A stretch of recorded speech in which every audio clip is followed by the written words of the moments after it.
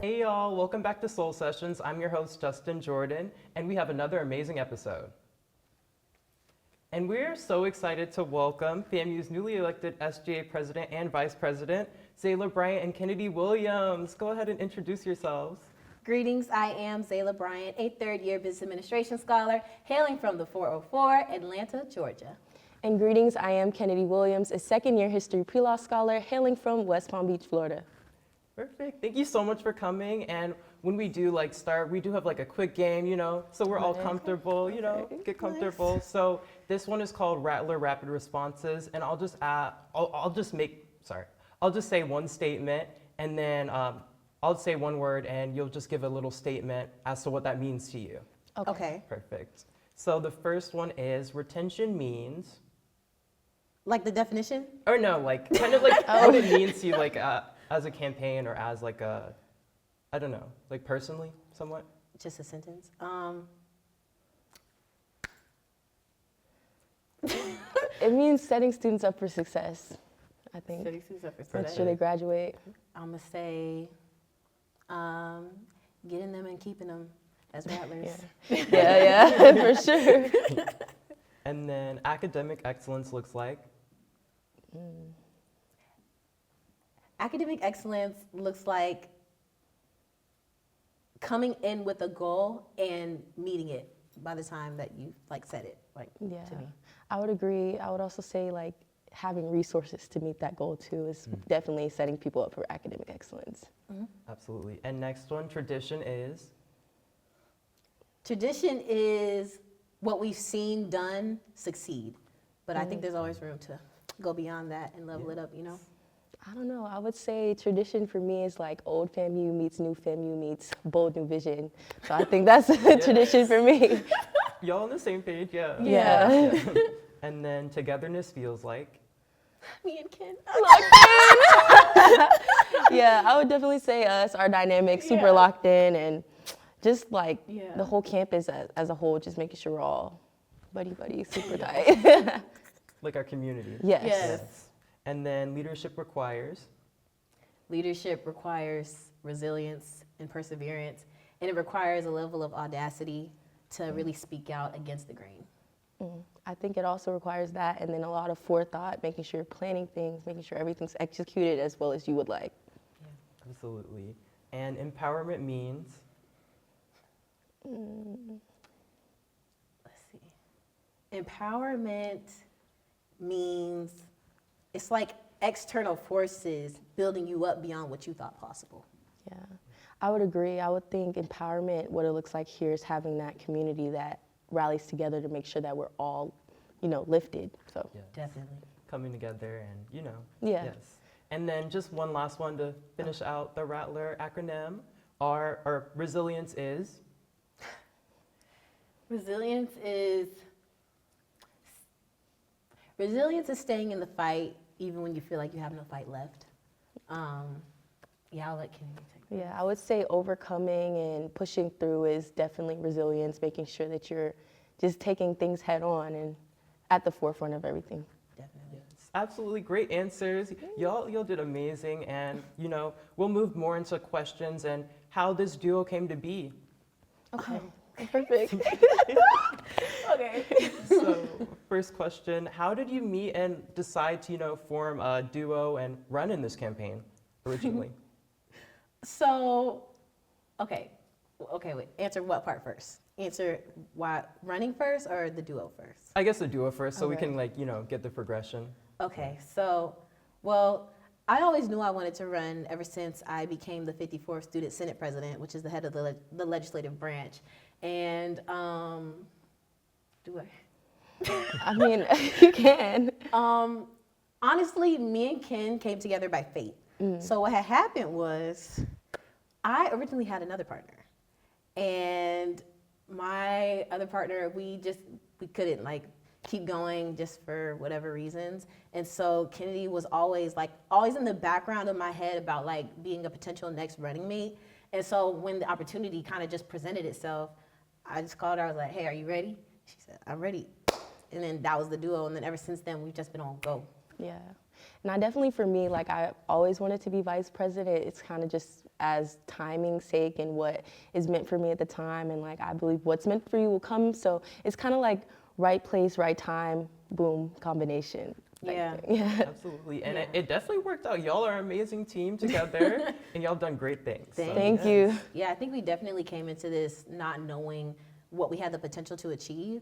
I always told Kenny, like, from the beginning to the end, like, it doesn't really matter if we win or lose. It's a matter of, like, making sure that we're staying true to ourselves throughout the process and being sure that we show FAMU something new in everything that we do, regardless of whether or not we have the title. Yeah. Absolutely. And next question, what challenges did you face, while you were running your campaign, while you were running, even like before when you were planning your campaign, and how did you overcome those?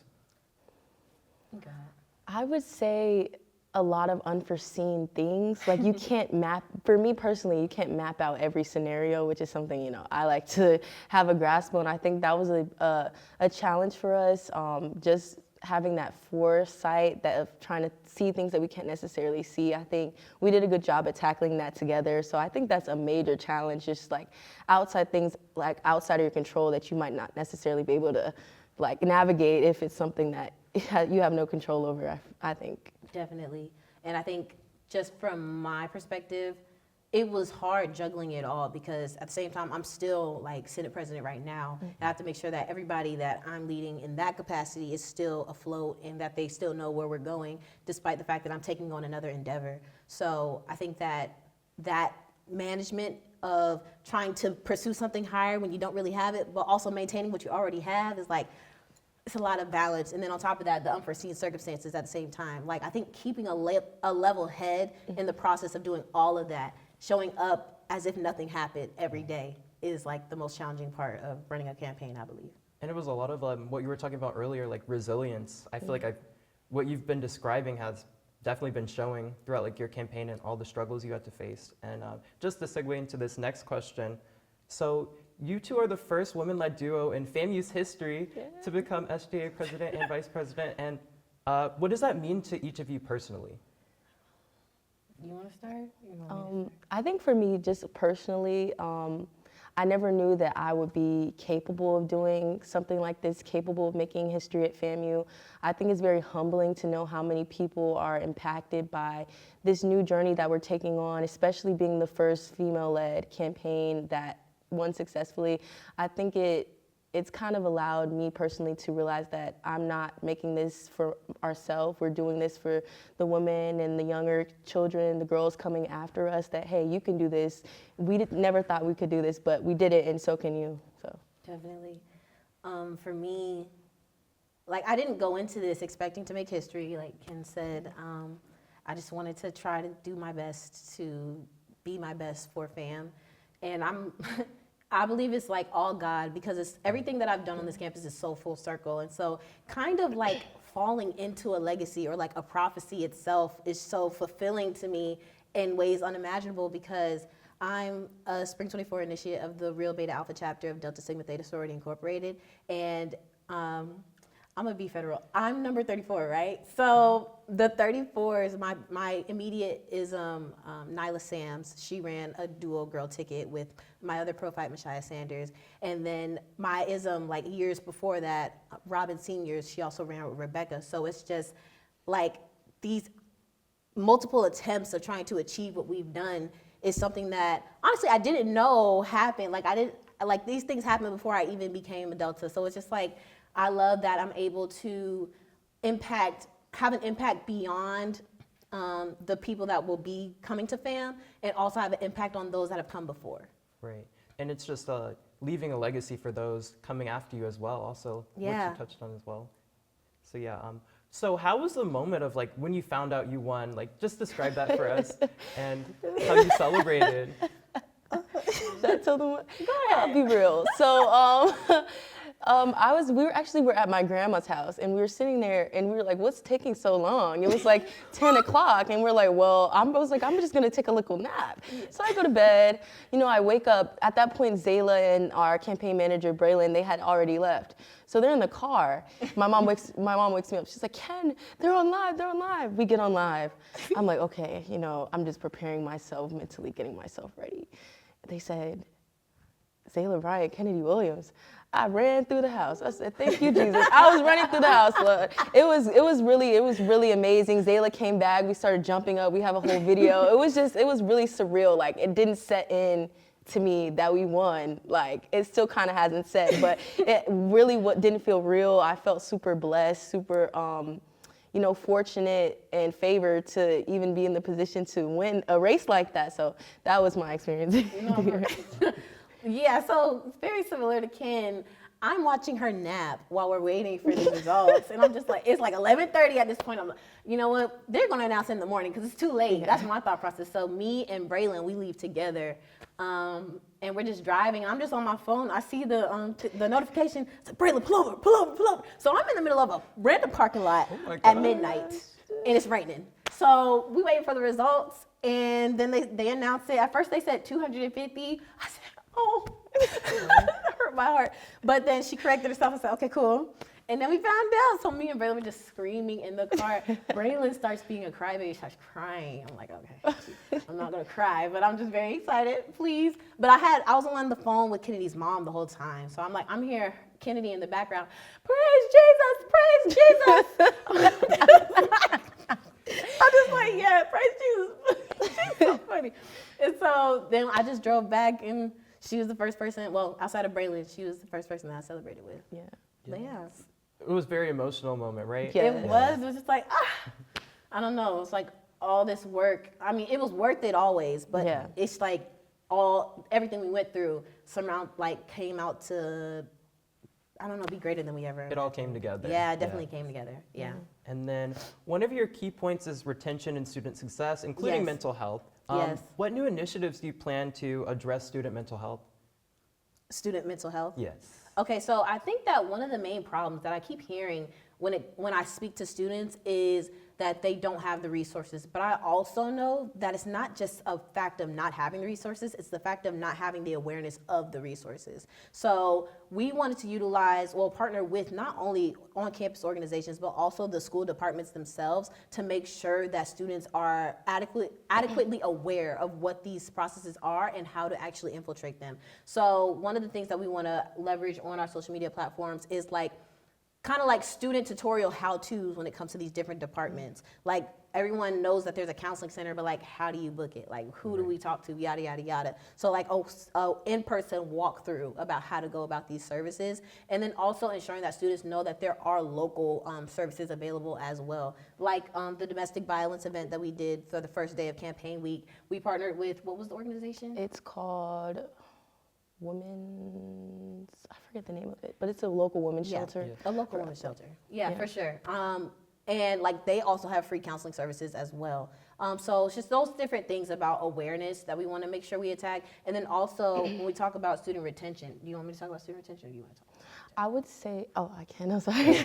I would say as far as student retention, it's not only the academics that's an issue, it's I would say the aspect of family, the aspect of camaraderie. A lot of students that I was seeing, the TikTok trend that was going around with, I'm leaving my FAMU, or FAMU presented this to me, but in reality it's something else. Mm-hmm. I think an important thing to do, especially as a SGA president, vice president, is meeting students where they are, kind of helping them navigate some of the issues they have. And a lot of those issues with students leaving starts with mental health, starts with feeling like they're apart from their family, apart from everything they know, especially with out-of-state students. So making sure that they're aware that you have this network of people who really want to see you stay in school, who will provide you the resources to make sure that you not only stay at school, but you succeed and go on to graduate school, get your master's, your JD, whatever you want to do, that you have that support at FAMU.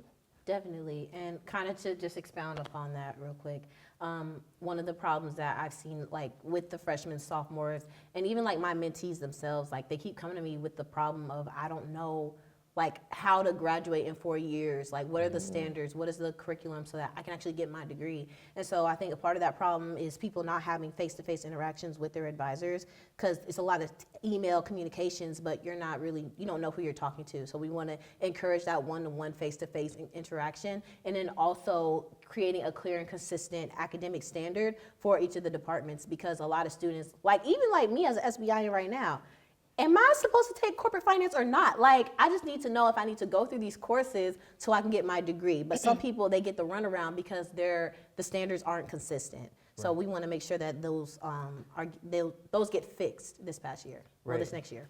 And raising that awareness and making sure that students know those resources are there is like so important. So it's just great to see that you're committing to that in your future tenure. Yes. So now we're going to move into our next segment, which is Women of Change. And you two are women making history yourselves. So we just wanted to, play a little fun trivia game, ask you a few questions about some very important historical women. Okay. So, Let's see. y'all ready? I'm a history major, so let's hope I get it right.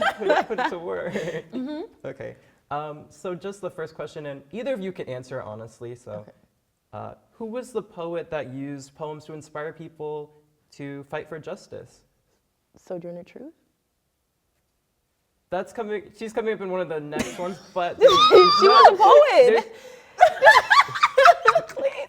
She was a poet. Yeah, she was a poet. She was. You're on the right track. Guys. Oh, Maya Angelou? Yes. Oh. I thought further back. It's okay. No, it's okay. I You're was on the same way though. Okay. Sure. We're on the same wavelength. Like, no, you're okay. Oh And my then gosh. number 2, who was the first self-made woman millionaire in the United States? You know it. Madam C.J. Walker. Period. Yes, correct. Love it. Yes. And then who was the first woman to seek the presidential nomination and the first black woman in Congress? You got it? You got it. Me? Yes. Shirley Chisholm. Yes. Gotta love her. Yes. Yes. And then this one is very important, might have been said earlier, maybe, possibly. Name the abolitionist who recruited black soldiers to fight for the Union during the Civil War and is known for her speech, Ain't I a Woman? Sojourner Truth? Yes. Okay. Yeah. And then just one last one. I think this one is, very critical given Black History Month and more recent than some of the other ones. Who was the first black child to attend an all-white elementary school in the United States? You know what? Yeah, no, Oh, you know it though. Ruby Bridges. Yes. Congratulations. And great job on those. Y'all did amazing. Thank Okay, you. 5 out Y'all of on your what? history. 5 out of 5? For the most Yes, part, yeah, we got it. yes. Y'all got them. And then I just wanted to ask a few more questions, maybe some more individual questions about your experience and your positions and just getting to know you and some of your passions a little bit more. Okay. So you both previously served in the FAMU Senate. What are some impactful experiences you had there that kind of shaped your leadership style and maybe reignited some of your passion? I think as a Senate president, I have the opportunity before me to kind of correct things or address things that I feel like could have been better in my years prior to, because I was a freshman senator and then a sophomore senator and then Senate pres. So one of the things that we really wanted to tackle this year was coming into the annual budget with the right mindset so that everyone is on the same accord and has the same vision. Because something that I noticed in the 53rd and the 52nd Senate was that no one had a clear aim or consistent goal when it comes to serving the student body. Everybody was there, most senators are there for their individual reasons, or I want to vouch for transfers, I want to vouch for graduates, yada, yada, yada, yada. But no one had the same idea of how can we move as a unit to make sure that all our goals get met.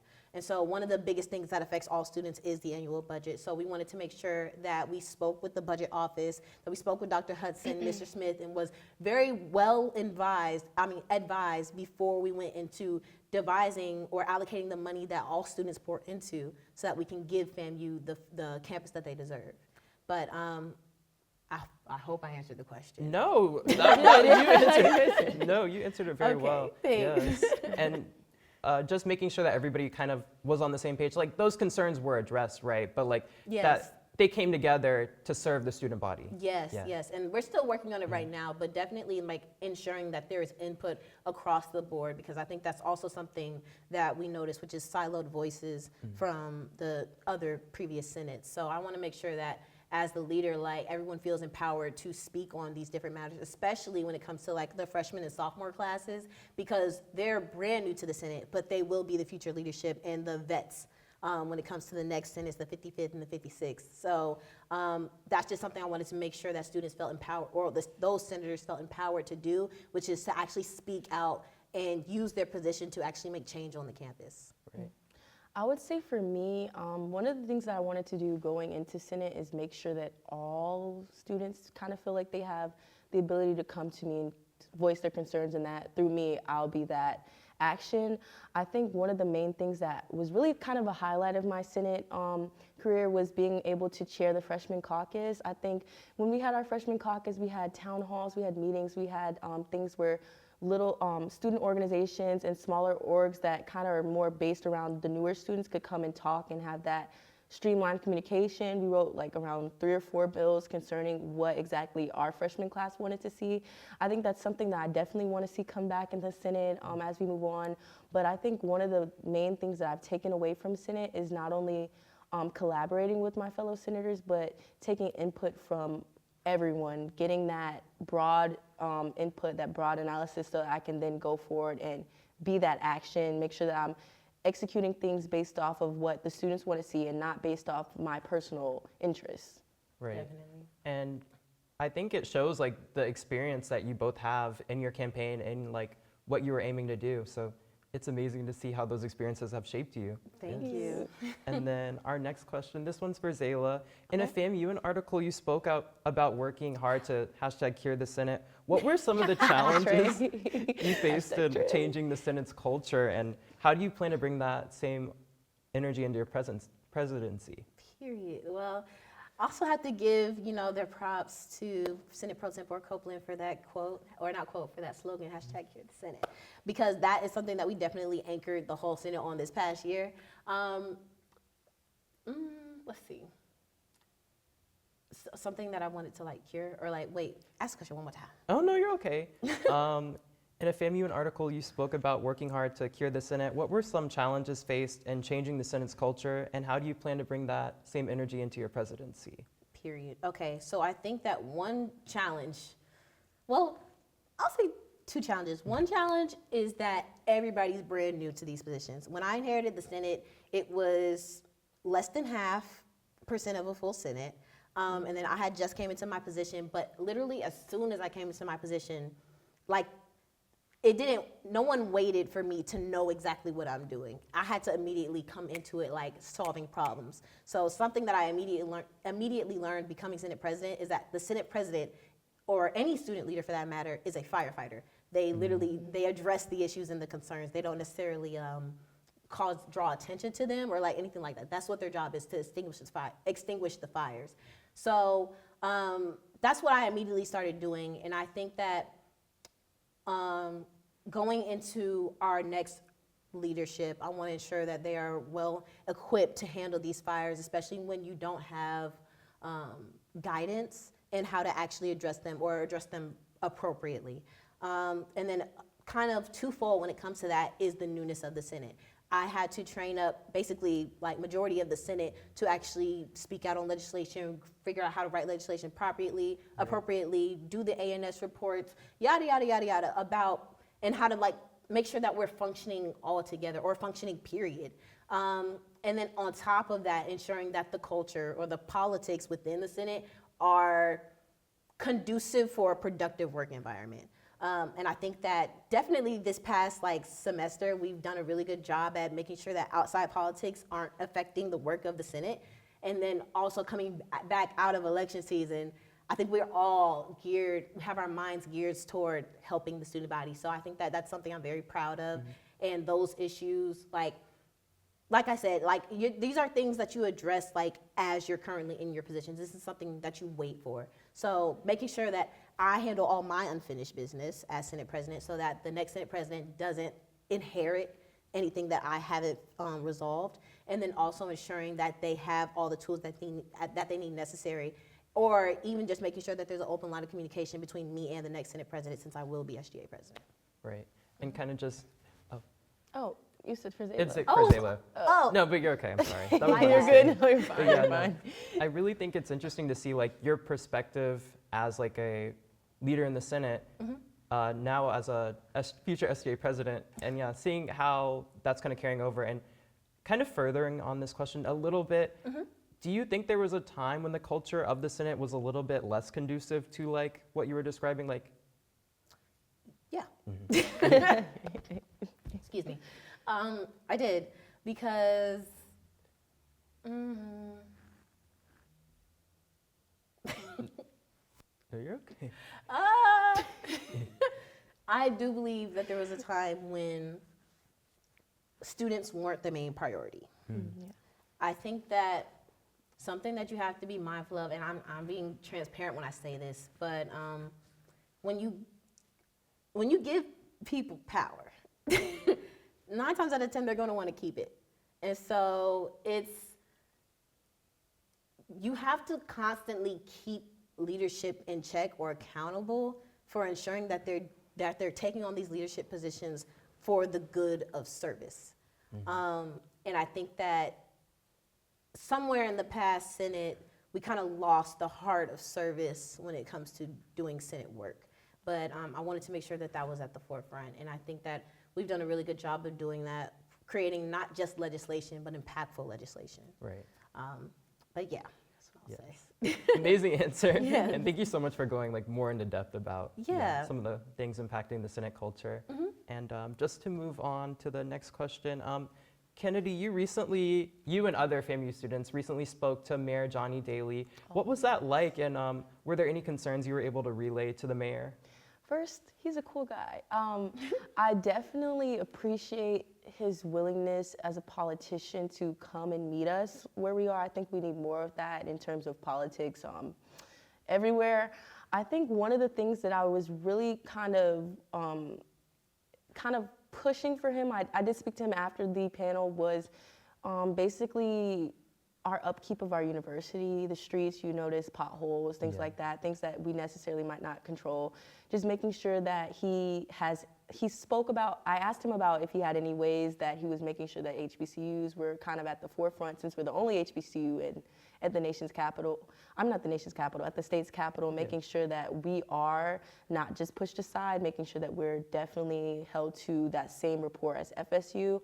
I think he did a good job at kind of communicating that he's been standing with us as far as the stadium being built, but what I want to make him aware of, which we communicate, I have his number, is that we need more than just social activities. We need help as far as making sure that we're socially active as far as social action. I think we definitely need that support, especially with everything going on now. So as far as our communication from that, I just have been communicating with him, making sure that we still have that streamlined communication, but making sure that he's keeping us at the same level of importance as FSU, which he's been doing a pretty good job of, but we have to definitely put a fire under his butt and make sure that he keeps it up. So, yeah. Did he seem very like open to what you were describing? He was really open. He actually asked after the panel discussion if I wanted to speak about it any further, like if I had any suggestions. And my main thing was just to make sure that we're not swept. I feel like a lot of times as a HBCU, we're often overlooked. Go home, what's FAMU? FAMU, you mean? Like, so just making sure that we have that same rapport and that we have that same support monetarily, as well as like upkeep of our school, because our university, it needs some work as far as the roads, systems like that, support from the government. It's good to see him come and actually meet us where we are, which I think is important. So I really would love to see more things like that moving forward. Right. And do you plan to like kind of continue that throughout like your tenure as well? Yes. Yeah, for Yeah, sure. yeah. For sure. I think that one of our other platform points is making sure that students and, the student body and us as well are politically active and engaged the entire time. So we saw a big rush of like election, but like we want to make sure you know what's going on 15 minutes down the street, even though Kamala's not on the ballot, Right. So I think that's something that we really want to inspire or ignite within the student body, especially since FAMU is like home of one of the homes of like civil rights when it comes to student activism. So we definitely want to get people engaged, involved, and aware of what's going on. Yes, and it's so important to, have HBCU students have a voice, in local government, because like you were saying, I do really feel like there is kind of this disconnect sometimes. Yeah, for sure. And then just to segue to the next question, Kennedy, you're the president and the founder of the South Florida United Club here at FAMU. What inspired you to start the club, and what impact do you hope the club will have on campus? So first off, my mom went here. There was a Palm Beach club, so I'm from West Palm Beach. And I kind of wanted to see what I could do to not only make a Palm Beach club, but make something that was inclusive of all South Florida students, because it kind of felt like to me, Tampa has a club, Jacksonville has a club, Atlanta has a club, but where's the South Floridians when it comes to making sure that we're banding together? Because I think a lot of times, like we talked about student retention, it happens when you don't have that community. Yeah. And I know me coming into FAMU, I kind of was like, well, where's the South Florida club? Where's the Palm Beach? Where's like all these other clubs that are supposed to be helping our community? Where are they at? So I think my biggest hope is to continue to make students feel welcome to join the club, but continue to make it have that longevity, which starts with having a good structure, which is what we've been trying to do, structuring our e-board, structuring our constitution, so students feel as if they can join it. I want all students to feel like they can have an e-board position, that they have a voice, and just kind of also going back home, because during hurricane season, we have a lot of damage down south, and we definitely need to make sure that we're going there and we're taking care of our home first, because that's where we came from, and then coming back and coming to FAMU and making sure that we do that, take that same care up to Tallahassee. So, yeah. Yeah, kind of maintaining that connection to home, even though you're at, not at home necessarily at FAMU. Yeah, for it's sure. very important. And that level of community that you were speaking about, it helps students probably come together and meet others who might have similar experiences. Yeah, for sure. And then just another question. Both of you have been prominent leaders on campus for a while, and we kind of touched on this earlier, that it can be like stressful to run a campaign. How do you practice self-care and manage, the stress that comes with those leadership positions? It's a fantastic question.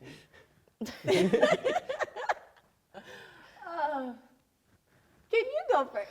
Okay, I think for me, some days I have a day. Like everyone needs a day. So most days there's Sunday. Sunday's my rest day. I go to church, I read my Bible, I talk to my family, and I don't do anything that I don't have to do. So it's like setting those boundaries with yourself, and then with the people who care about you is like, hey, today, today's my self-care day. I might go grocery shopping, I might do something, but I kind of need this time just so that I can recuperate with everything going on. I think that's important.